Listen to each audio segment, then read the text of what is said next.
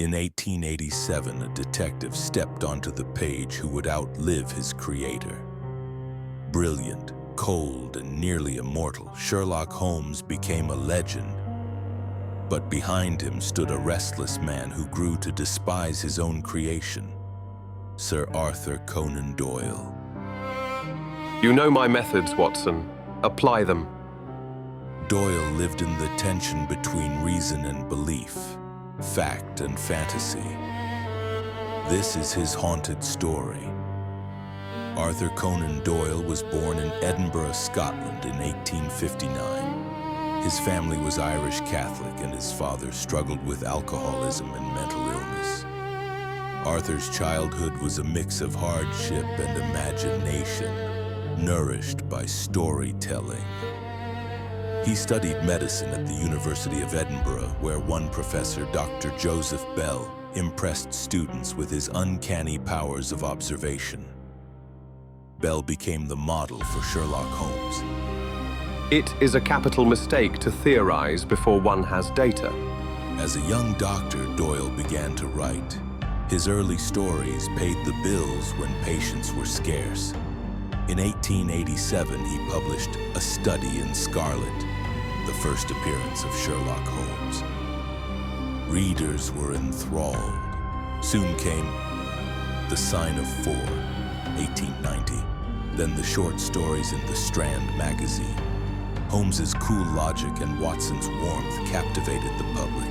Doyle became famous, but he felt trapped by his own creation.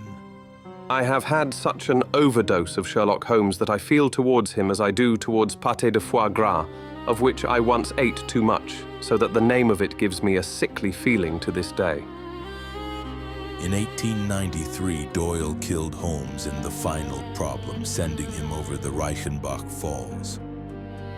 The world erupted. Newspapers wore black borders, fans begged, protested, and even canceled their subscriptions.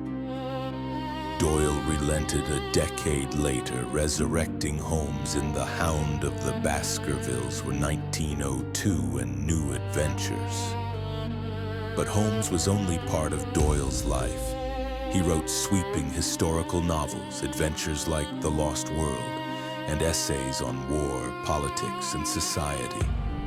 He longed to be remembered for more than Holmes, though fate had other plans. When the Boer War broke out, Doyle volunteered as a physician in South Africa. His experiences deepened his nationalism and earned him a knighthood in 1902. Yet war was not the only shadow in his life. The First World War shattered him. Doyle lost his son Kingsley to influenza in 1918, along with brothers and nephews in the conflict. Grief drove him toward spiritualism, the belief that the dead could speak to the living. The dead are not gone. They are only in the next room. We shall all meet again. From then on, Doyle became one of spiritualism's loudest champions. He lectured around the world, wrote books on psychic phenomena, and even defended photographs of so-called fairies taken by two young girls. Critics mocked him, but Doyle held fast to his faith. The man who had given the world its most logical detective now devoted himself to seances and mediums, searching for comfort in the unseen. When you eliminate the impossible, whatever remains, however improbable, must be the truth. Doyle believed that truth might lie beyond the grave. On July 7, 1930, Arthur Conan Doyle died at his home in Sussex. His last words spoken to his wife were said to be simple: "You are wonderful." He was buried in a quiet churchyard far from the roaring crowds that had once demanded Holmes's return. But his creations lived on. Holmes became eternal, in books, on stage, on screen, while Doyle's spiritualist crusade faded into obscurity. He had sought immortality in faith, but found it in fiction. Holmes is real enough to millions, and for the time being, he is real enough to me. Arthur Conan Doyle was a man of contradictions.